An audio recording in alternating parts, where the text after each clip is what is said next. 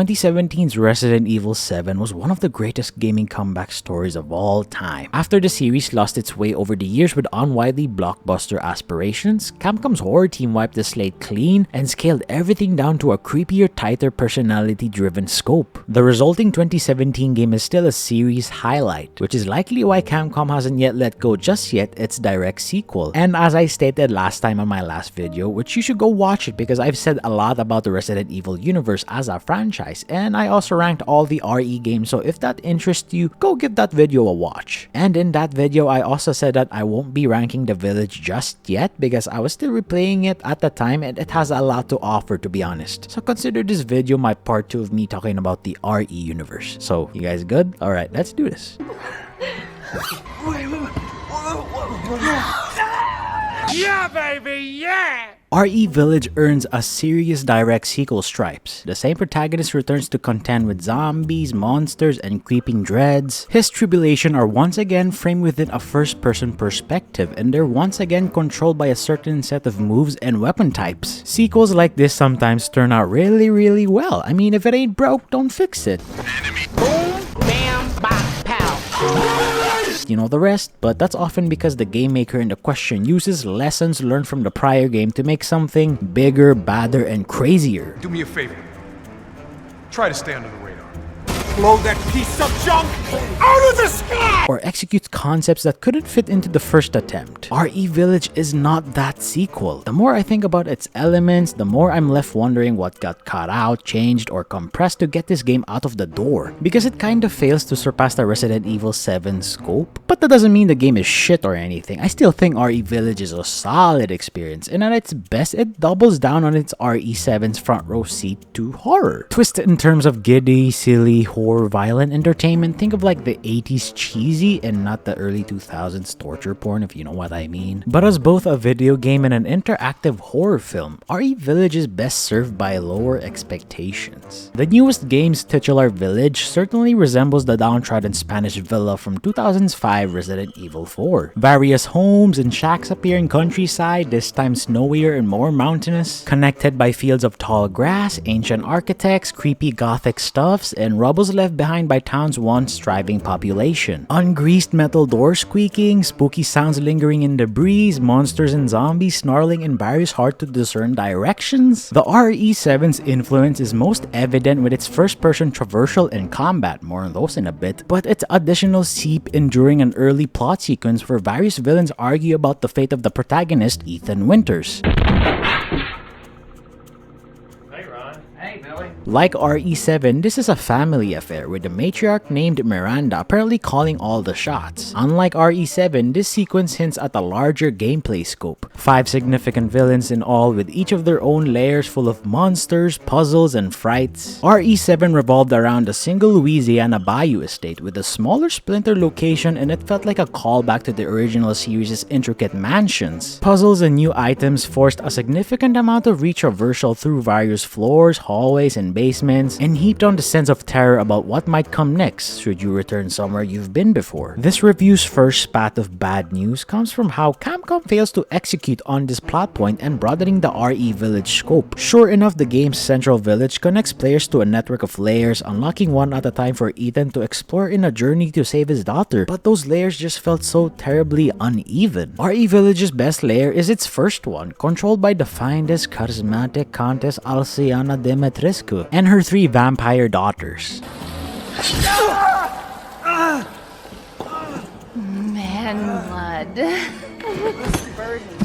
In which Capcom has been a bit bullish about featuring this layer in its previews and demos, since it's the opulent stuff of corset-bound dilettantes trapezing around the castle estate with the neoclassicist flair. Opulence and luxury in the observatory contrast violently with the entrails and bloodstains in the wine cellar. Whatever they're bottling down there, it's red. Lady Dimitrescu's castle is indeed a picturesque showcase for the series' modern first-person mix of action and puzzles, even if it wraps up too briefly with with a little in the way of memorable puzzles. This is saved in parts by an outgoing struggle to piece together exactly how to take down the members of the Dimitrescu family, finding their weaknesses and exploiting them in a cleverly designed battle chambers. All while each family member's taunts and cackles, some of them have a great trick of dissolving into swarms of locusts, which means Capcom can't mess with your first-person perspective when a ghoul flies through your view. The remaining layers and sequences can't maintain the same momentum, even if the central village connecting them continues to generate surprises, scares, puzzles, and discovering new paths and doorways every time you pick through its corners. From a classic Resident Evil series standpoint, the biggest breakdown between these various layers is one of plot and stakes. Lady Dimitrescu captivates with her mix of charisma and apparent centuries of life, and her voice actor revels in owning every scene. Plus, battling through her castle while solving puzzles is the gooey stuff of great video game storytelling, because its chambers and secrets tell her life story in a delightful, organic way. But the other layers feel divorced from this design philosophy. The most intricate one, owned by a doll maker, is also the smallest, and it leaves zero traces of how its owners lived and suffered up to the point where she became a villain, a fact that becomes glaringly apparent when a text document at the segments ends and tells her story in roughly 4 paragraphs. Instead, the physical location revolves around hallucinations and creepy dolls. That's all well and good if we're talking about a horror film, but since this house's puzzles rarely surpasses the threshold of follow a trail by a nose until a scary cutscene plays out, it feels like it's blowing some trippy opportunities either with the lore or gameplay, let alone both combined. The additional layers fall into the same problem: abrupt conclusion, underwhelming puzzles, and last-second dumps of lore that hints at a more involved and interesting relationship with the village's looming Miranda character. These layers that feel like copy-pasted geometry makes their respective rooms look too similar, whether they're in a buggy swamp-like biome or a pipes in a concrete refinery. In the latter parts of the game, retracing steps to solve puzzles or use newly discovered items becomes an utter chore of cross-referencing a built-in map to figure out where the hell you go next. I don't know, maybe a producer made some hard calls midway through the production to get the game out of the door? And there's no telling what kind of compromises the global pandemic choked out for Capcom's best intentions. But the end result of this game pales compared to RE7's impeccable execution, and RE Village's increased emphasis on combat doesn't make up for the game's shortcomings. Some classic Resident Evil games have made combat more intense by forcing players to run away from fights to save their ammo. Resident Evil Village also hints at a similar philosophy in its very first battle, and it's an absolute series highlight, thanks to its insanely odd-looking, scary, terrifying zombies, and pass through various houses where players must quickly use built-in explosives, barricades, and dust clouds to outlast a timer. This opening configuration also makes clear that dead foes drop coins, and the hardest one drops a lot of coins. The storefront concept from games like RE4 returns, and players can routinely buy ammos, items, storage spaces, new weapons, gun upgrades, and more, in addition to copious of supplies found throughout the game's buildings and catacombs. Plus, a few of the game's earliest fights are simple and manageable enough to give you time to breathe and notice those coins.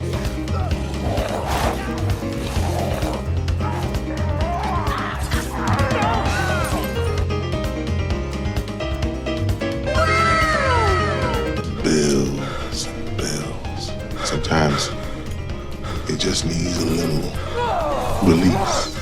Surviving RE Village comes down to this: you can run, but maybe you should stay and fight. Here's some good news though. Capcom has made sure that every weapon looks, sounds, and feels punchy within the first-person battling interface. Grotesque rendered zombies are a visual step up from RE7's moldy, gooey monsters, and they're unwieldy. Shambling aggressions feels like a marked improvement as well. The game's monsters all feel beady-eyed and drooling from hunger, and they look genuinely determined to kill your ass. A sensation that can't get lost after a zillion other games as slow and grunting zombies. Plus, when RE Village's hairy, fleshy face meet your backshot, they explode real nice. And while normal difficulty fills the game's universe with copious cash and items, it still restricts income enough to get like a bigger ticket purchase, particularly guns, behind reasonable amounts of progress, so you're not mowing foes down with overpowered semi-automatic rifles here. Still, for every RE Village battle that stages its foes in tight, terrifying quarters while beautifully juggling their tension attention with your firepower, at least you have 4 other melee moves to slow enemies into conveniently staged tunnels so that you can yawn while picking them off. This is even true no matter the difficulty setting, which is kind of a shame because Capcom always finds a way to ramp up the difficulty, but the most uninspired battling zones aren't saved by Capcom merely fudging its numerical sliders. How hard enemies hit, how many bullets they can take, etc. That pacing is bad news for the full campaign as RE Village simply doesn't succeed enough with its battling to make up for the other lapses. A mercenary mode unlocks once you beat the game on any difficulty, and I strongly suggest RE Village owners start by beating the game on normal in order to reach this content well faster. It resembles similar modes from like RE5 and 6, along with Call of Duty's unimaginatively named zombie modes, and it asks you to kill waves of foes within a time limit to rack up points, buy new upgrades between rounds, and keep killing. You'll find some mild changes from older RE mercenary modes, particularly a newfound lack of forced loadouts, but they don't disrupt the basic thrust or the surprising fun of the game. The mode is a welcome arcade-style perk, especially since it lets players skip straight to the game's finely honed first-person combat on a lark, and it refuses some of the campaign's best zones to fill the screen with terrifying zombie attack patterns. But come on Capcom, no 2-player split screen options, not even on next-gen console? Because this mode screams for a shared couch experience, and I'd love to see Capcom flex their newer console power on this last-gen gaming by patching in a mercenary 2-player options. Because I would have loved to play this mode with my brother and sister, but then again, most of my nitpicking in this review comes as a result of a direct comparison to RE7. Those comparisons aren't just a matter of the games looking similar. RE Village hinges entirely on RE7's events and plot developments, so much so that it takes you to watch a previously on Resident Evil video before you boot the game. And in the end, the 2017 game does pretty much everything better for me. It's scarier, it's crazier, its boss battles are some of the most clever and inventive first-person boss sequences on modern consoles, especially when compared to RE Village's uninspired shoot at a thing then hide and repeat boss showdowns. More disturbingly, the writers in charge of stitching the plot together and connecting it to prior games eventually loses the thread of RE Village's matriarch Miranda and her intentions. After I finished the game, I restarted it to watch the characters' introductions, and I gotta say, I was left scratching my head. What they say in the beginning doesn't really match the motivations we learn about the game's conclusion. Did Capcom make a big change only to get stuck with recorded dialogue from a prior session? Did they think nobody was gonna notice it? I mean, I did. On the other hand, if you're gonna go into RE Village eager to turn off your brain and revel in about like 10 hours of campy, inconsistent horror movie bombast, you'll have a much better time, so as long as you don't skip the cutscenes, which I recommend you don't skip them. The game's opening hours include a number of delightful "are you freaking kidding me" twists, all ferried by our lead character Ethan Winters, exclaiming in agony about everything wacky going on around him. Dead body? What the hell you doing with my daughter? What the hell is going on here? What the hell is going on? What the hell was that? What the hell? What the hell? What the hell?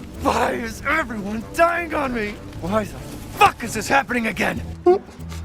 The game's dialogue has its lapses in logic, but on a moment-by-moment basis, the script and its actors' performances left me laughing, cheering, and gasping for more. Those highs are arguably reasons enough for RE7 fans to return for at least one more first-person entry in this horror franchise. Plus, there are major series stakes playing out in the ending. But ultimately, we're still left with the poultry poster quote: "If you love RE7, you might like RE Village." As a result, anyone unfamiliar with RE7 should instead start with the 2017 game. It still looks and plays fantastically before spending a minute and dime in its sequel. So to summarize RE Village in a perspective, the good about the game: more guns and more terrifyingly rendered clever animated monsters and zombies. The best plot beats and cutscenes revel in the giddy, violent, cheesy that only the horror genre can pull off, worth laughing at and laughing with simultaneously. If you can't find a next-gen console yet, well, never fear, cause the past-gen version, or at least the PS4 Pro, looks and runs quite well. Or scale it manually on PC. And last but not the least, I am already praying for the tall vampire lady spin-off, as Lady D is one of the series' best ever characters. I mean, for obvious reasons. Now let's jump in on the bad of this game. Speaking of height, RE7's very tall shadow looms over everything here. Very little in this week's game is better than the 2017 classic. Focus on combat can fall apart when battle sequences are often quite uncreative. Issues with the reduced scope and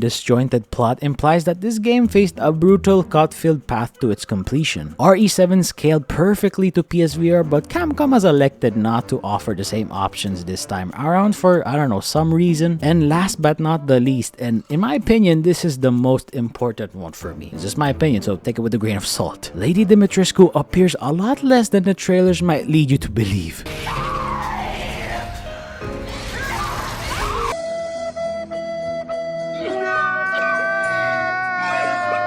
Lady Dimitrescu is far from the game's focus. Rather, she's just one of the 4 villains Ethan must topple to rescue his daughter. Yes, I know it's another horror game about the travails and emotions of being a dad. The premise is stale, so it's good that the 4 children of the chief antagonist, Mother Miranda, tries to breathe life or death into it. Not all of them do. A third villain section of the horror theme park is a swampy trial and error drudge, so his fights fail to excite me. Lady Dimitrescu is charismatic to the detriment of your other foes. She is imperious and poised, and you'll find it really fucking impossible to unglue your goddamn eye from the screen anytime she appears. Or even as she stalks you throughout her castle, no one, and I mean no one, not even mysterious Mother Miranda, commands as much attention, and it's hard not to notice when she exits the stage. Fortunately, the horror showcase follows is immediately terrifying. Anyone concerned that Dimitrescu's flamboyance might subdue the game's fear factor need not worry. Because it's like I said, this game still has a lot to offer, and it has its good moments,